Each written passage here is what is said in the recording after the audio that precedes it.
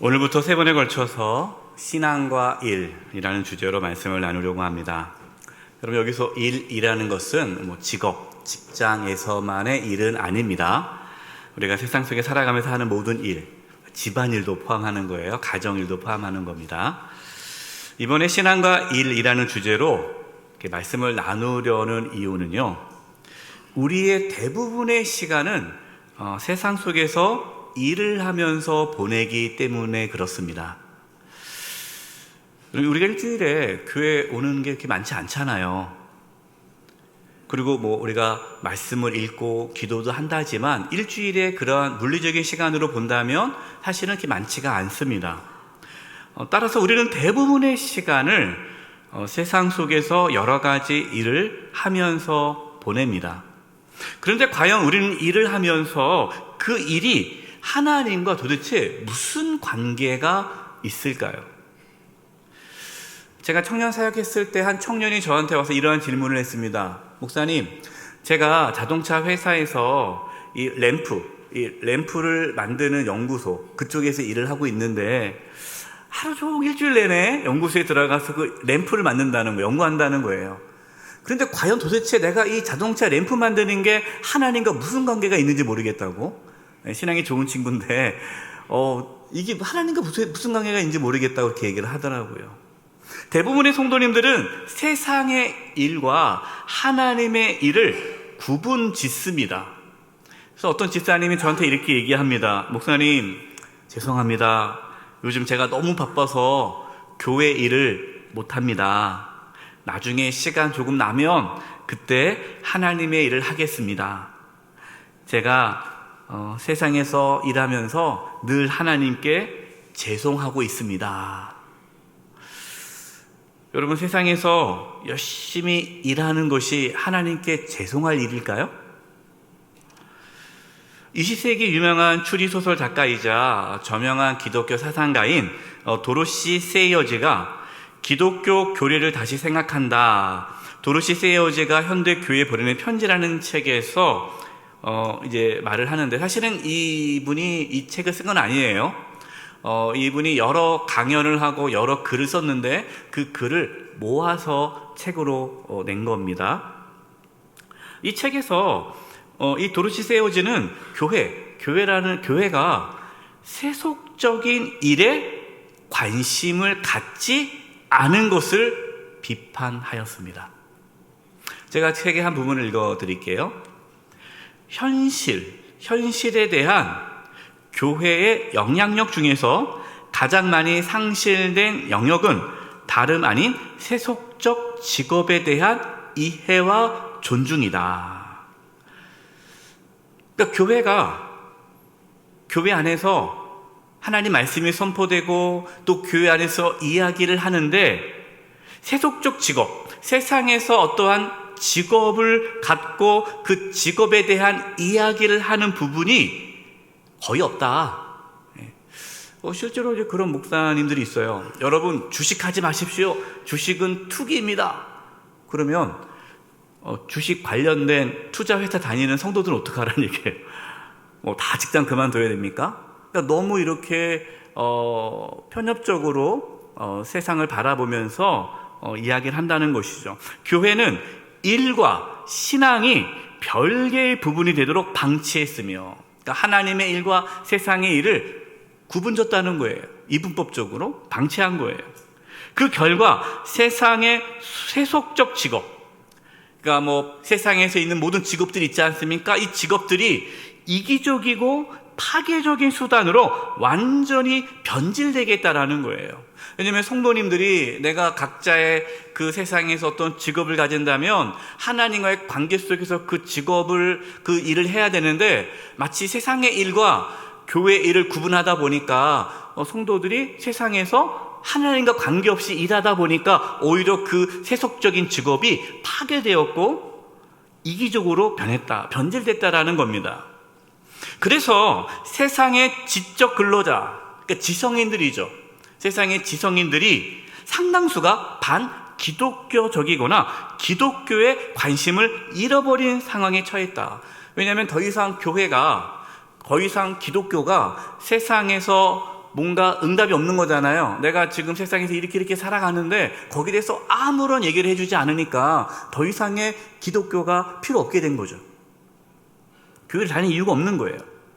하지만 이것이 놀랄 일인가? 그렇지 않다는 거예요. 왜냐하면 우리의 삶의 10분의 9, 대부분의 시간은 우리가 세상에서 일을 하는데 교회가 전혀 신경을 쓰지 않는데 누가 교회에 관심을 두겠는가?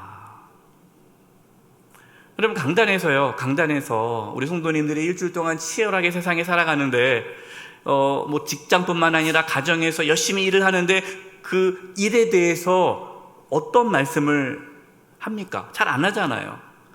그냥 뭐만 하라고 그래요? 기도 열심히 하라고 그러고 전도하라고 그러고 말씀 읽으라고 그러고 그 이외에는 별로 얘기가 없단 말이에요. 그러나 실제적으로 성도들은 삶 속에서 많은 일들을 하는데 그 일을 어떻게 해야 될지, 무슨 일을 해야 될지 거기에 대해서는 얘기가 없다라는 것이죠.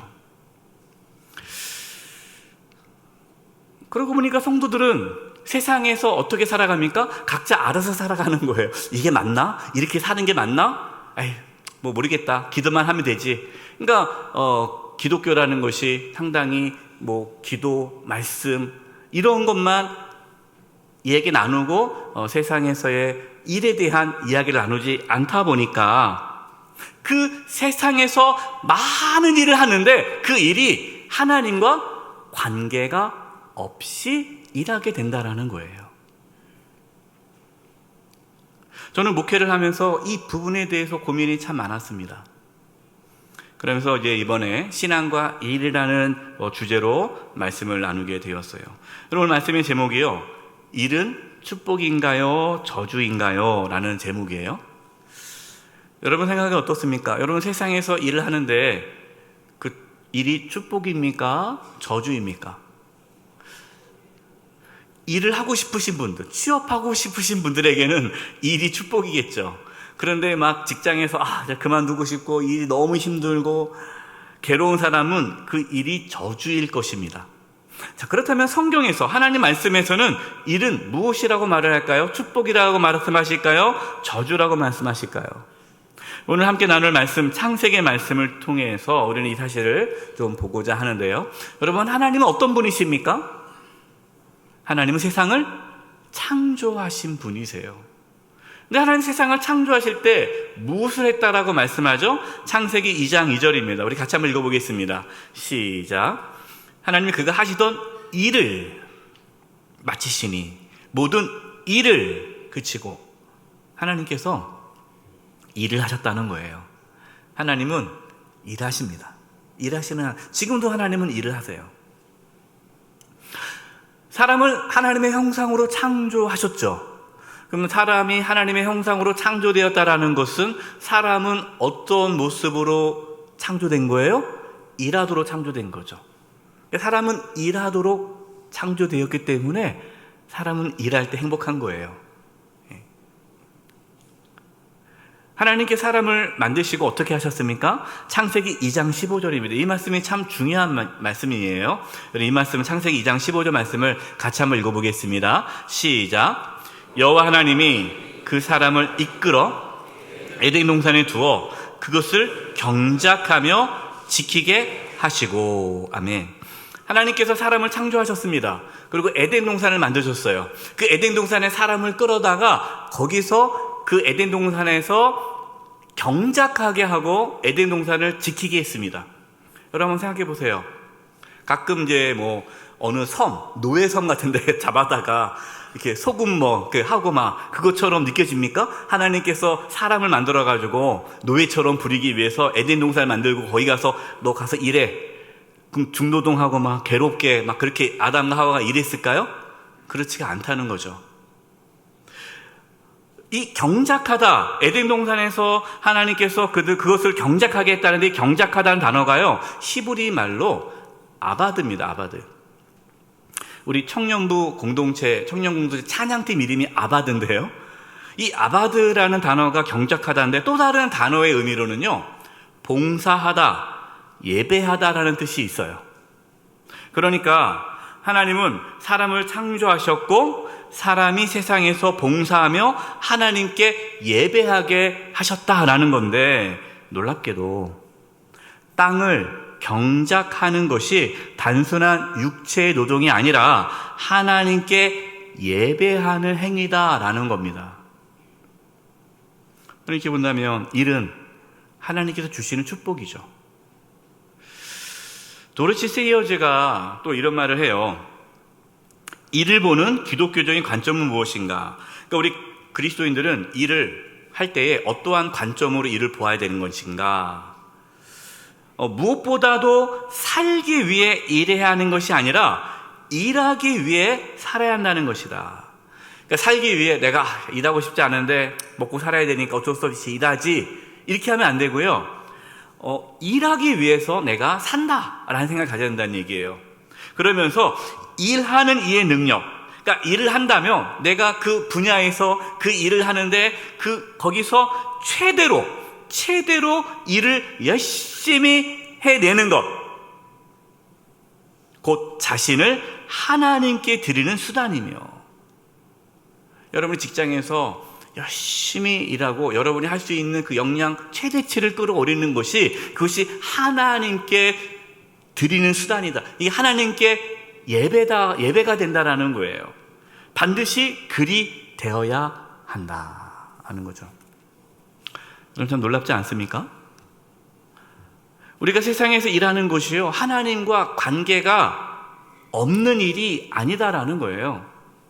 교회 안에서만 하는 일이 하나님의 일이고, 내가 직장에서, 내가 사회에서 내가 하는 모든 일이 하나님과 관계 없는, 그게 아니라 하나님과 관계가 있을 뿐만 아니라 내가 세상에서 하는 모든 일이 하나님께 예배가 되는 것이고 세상을 섬기는 일이 된다라는 것입니다. 여러분, 그렇기 때문에 우리는 세상에서 일을 할 때에 열심히 해야 할 뿐만 아니라 그 일이 하나님의 일이라는 사실을 잊어서는 안 됩니다.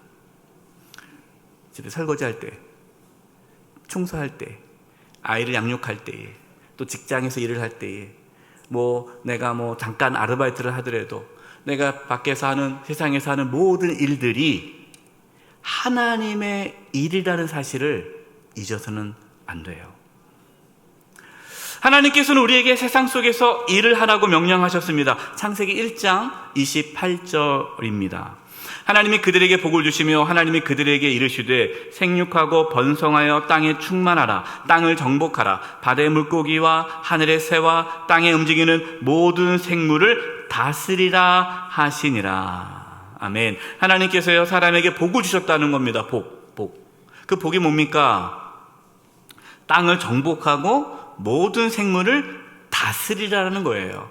여러분, 그래서 정복하고 다스린다는 것이 착취하고 억압하고 빼앗고라는 것이 아니라 하나님께서 만드신 세상을 잘 관리하라는 거예요. 여러분, 이것이 우리에게 주신 사명이고, 이것이 우리에게 주신 복이고, 이것이 우리가 세상에서 하는 일인 것이죠. 여러분, 우리는 이분법적인 신앙에서 벗어나야 돼요. 하나님의 일을 하는 것이, 교회에서 봉사하는 것이 하나님의 일이다. 또 세상에 나아가서 복음을 전하는 것이 하나님의 일이다 라고 이렇게 너무 단순하게 만들어 버리고 있는데, 여러분, 그것은 하나님의 일을 너무나 좀 좁게 이해하는 거예요. 하나님은 우리가 세상에서 하나님께서 맡겨주신 세상 잘 다스리고 관리하기를 명령하셨어요. 일터 신앙을 강조했던 폴 스티븐스 목사님은요, 이런 말을 했습니다.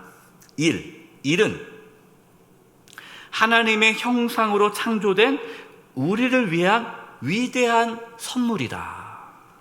일이라는 것은 하나님의 형상으로 우리가 살아가는데 하나님께 주신 위대한 선물, 복이다라는 것이죠. 이렇게 지금 쭉 말씀을 드렸습니다. 창세기에 하나님도 일하시고, 또 아담과 하와도 에덴 동산에서 경작하게 하고, 그것이 하나님께 예배하는 것이다. 하나님께서 우리에게 그런 일할 수 있는 복을 주셨다라고 말씀을 드렸습니다. 여러분, 이렇게 말씀을 드리면 그래, 세상 속에서 하는 일이 축복이구나 라고 생각하는데, 여러분, 실제로 축복이 아니라 저주처럼 느껴질 때가 있지 않습니까? 일이 좋아서 행복하게 하시는 분도 있지만 먹고 살기 위해 힘들게 일하시는 분들도 적지 않아요. 너 오늘 출근하고 싶지 않아. 너 내일 되면 월요일이잖아요.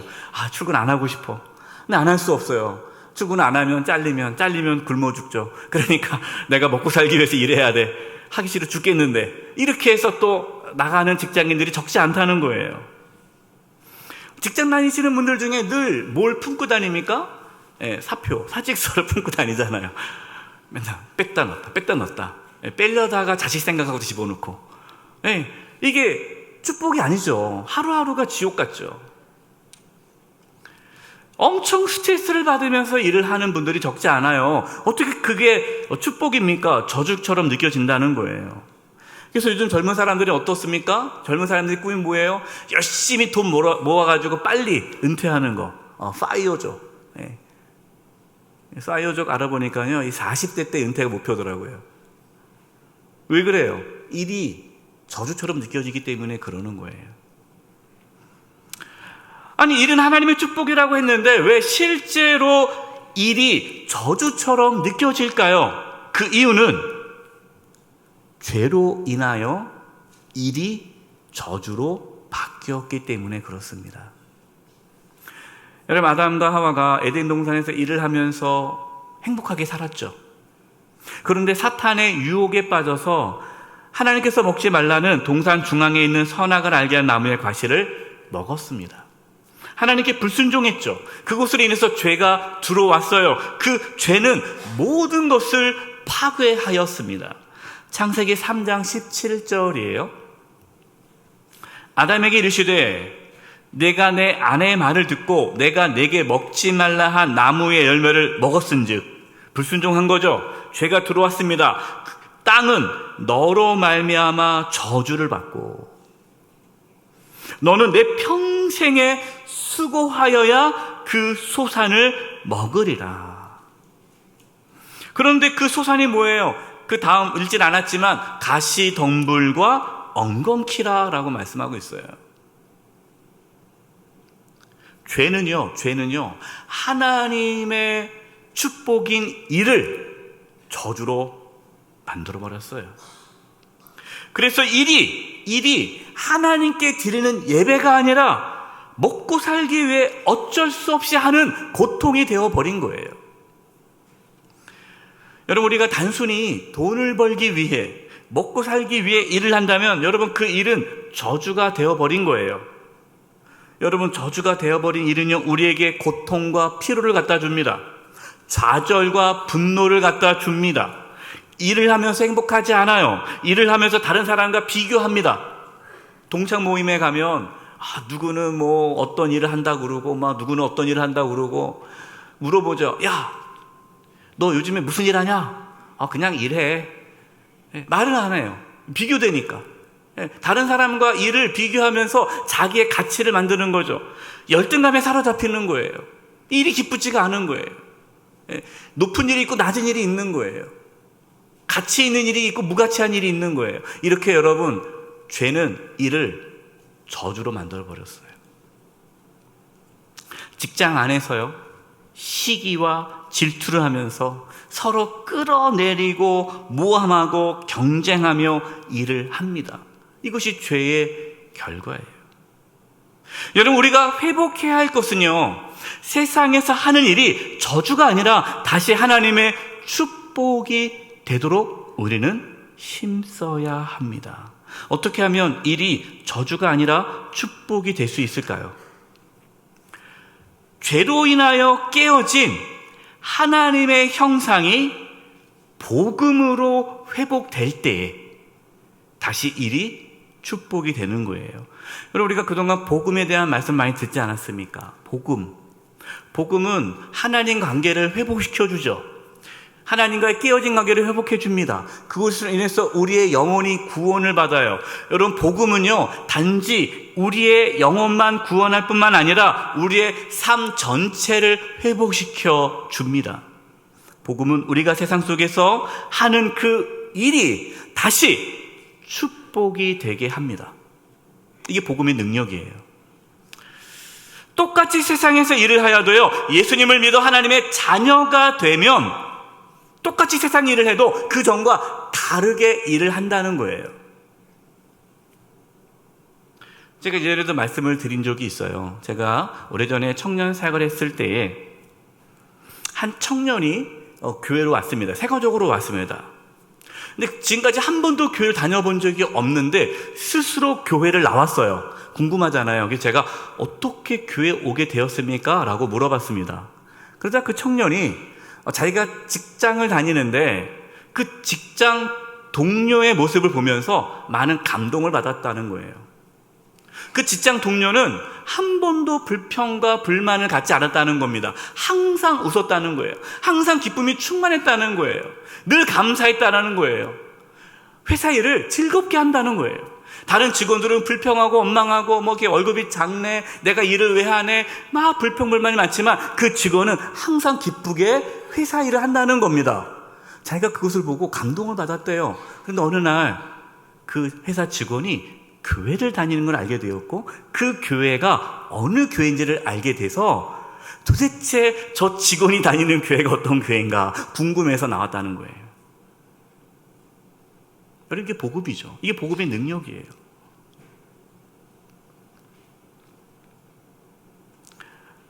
똑같은 직장을 다녀도, 내가 세상에서 다른 사람과 똑같은 일을 해도 복음을 경험한 사람은 그 회사 일이 하나님의 축복으로 다가오는 거예요.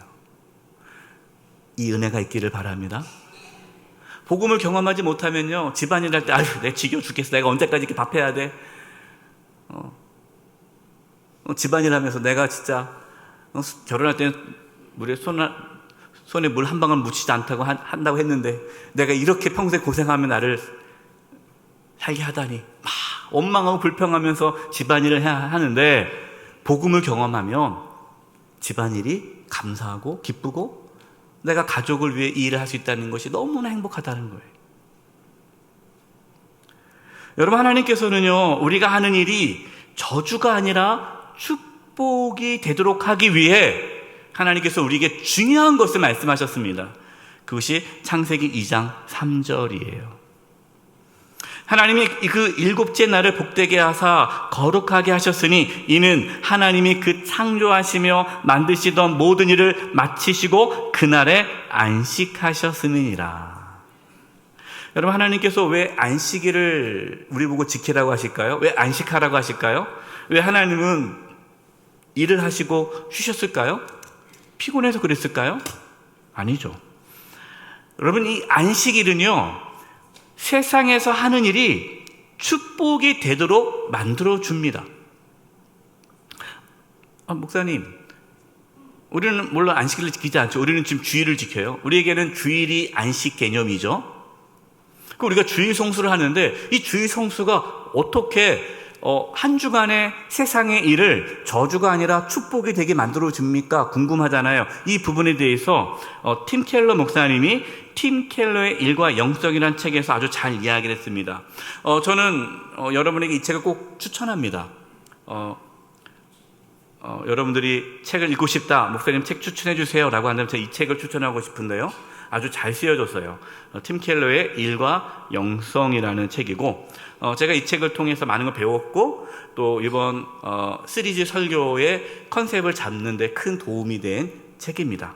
꼭 한번 읽어 보셨으면 좋겠습니다. 이 책에서 우리가 일이라는 것이 저주가 아니라 축복이 되기 위해 일에 대한, 일을 우리가 하는 데 있어서 중요한 태도에 대해서 다음과 같이 말을 했어요. 일이 없으면 의미 있는 삶을 살 수 없지만 또 일만이 삶의 유일한 의미라고 말할 수 없다. 일만이. 이게 왜 중요하냐면요, 특히 남성분들은요, 직장생활 40년 그렇게 직장생활 하다가 은퇴하잖아요. 그러면 삶의 의미를 잃어버리세요. 그러면서 그냥 우울증 걸리시는 분들도 있어요. 여러분, 그러면 안 되죠.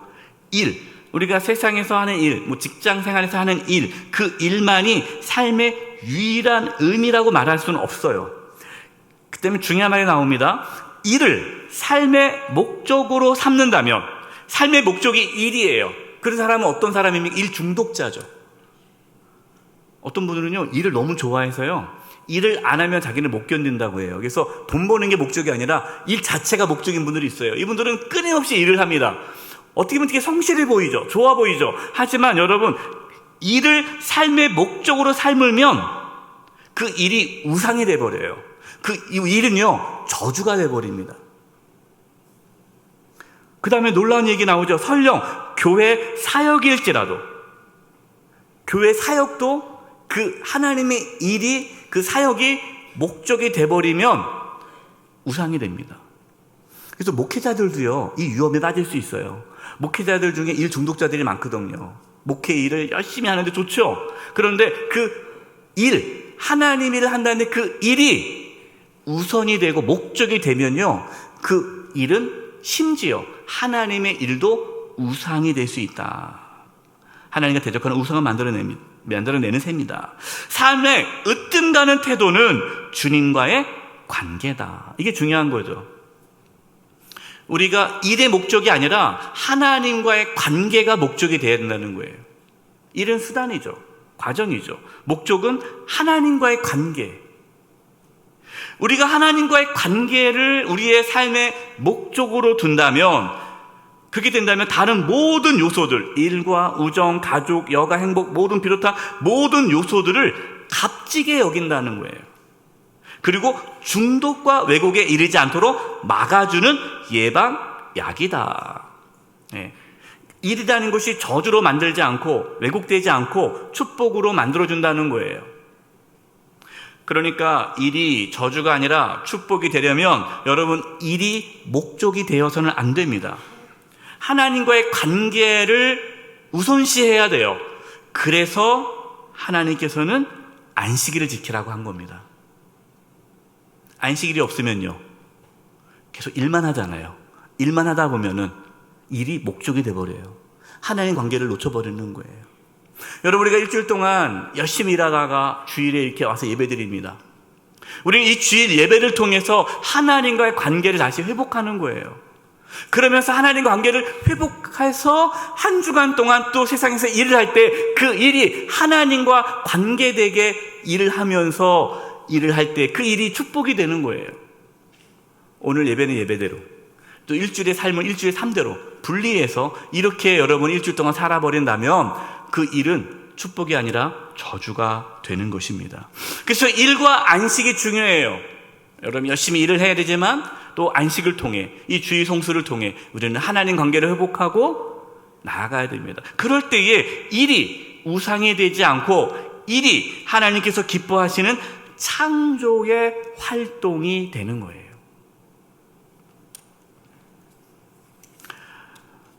우리나라가 전쟁으로 폐허가 되었을 때 아주 빠른 시간 내에 발전하고 세계 경제 순위 11위가 될 수 있었던 것은 기독교가 큰 역할을 했다라고 다들 얘기합니다.